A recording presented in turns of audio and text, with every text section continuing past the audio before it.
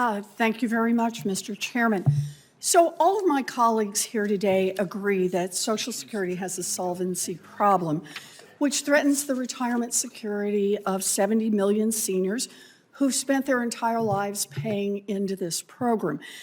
That leaves us with two options. One, we can shore up the program's finances by making the wealthy pay their fair share, or two, we can cut benefits for millions of hardworking Americans who rely on Social Security to make ends meet. Now, today, the payroll tax that funds the program does not apply to income above $160,000. That means that Jeff Bezos and Elon Musk, the richest men in the world, contribute to the Social Security program just as much as your neighborhood dentist.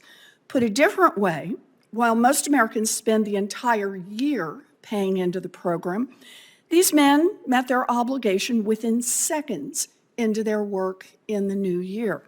Now, Mr. Biggs, you've been nominated to serve on the Social Security Advisory Board, which provides advice on how to strengthen Social Security.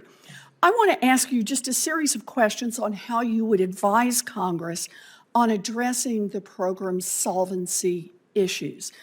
First, at a Senate Budget Committee hearing in July, you said that raising taxes on higher income people was, quote, inconsistent with Social Security's history and philosophy, and, quote, unnecessary given the already record high levels of Social Security benefits.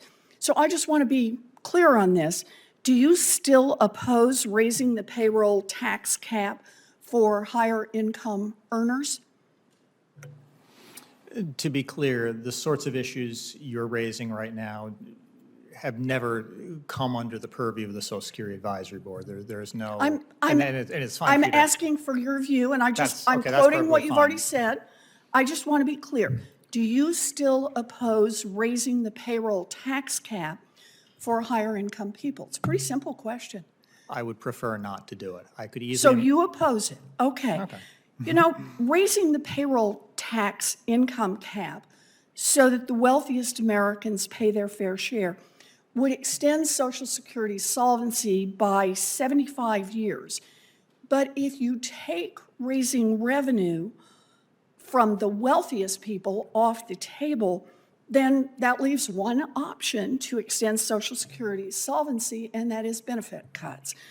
Now, one proposal that Republican policymakers have offered is to raise the retirement age. Mr. Biggs, you have previously explained that raising the retirement age would cut benefits for American workers across the board. Is that right? That's correct. Okay.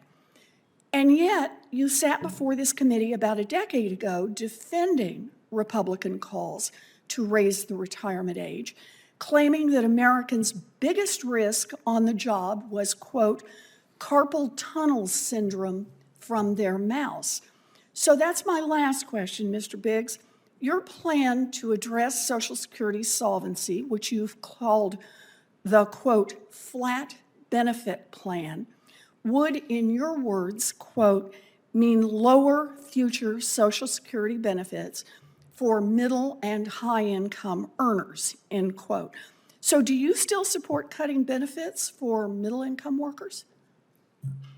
What I have proposed would, in fact, pay lower benefits in the future to middle and high income earners than what is scheduled under current law. Okay.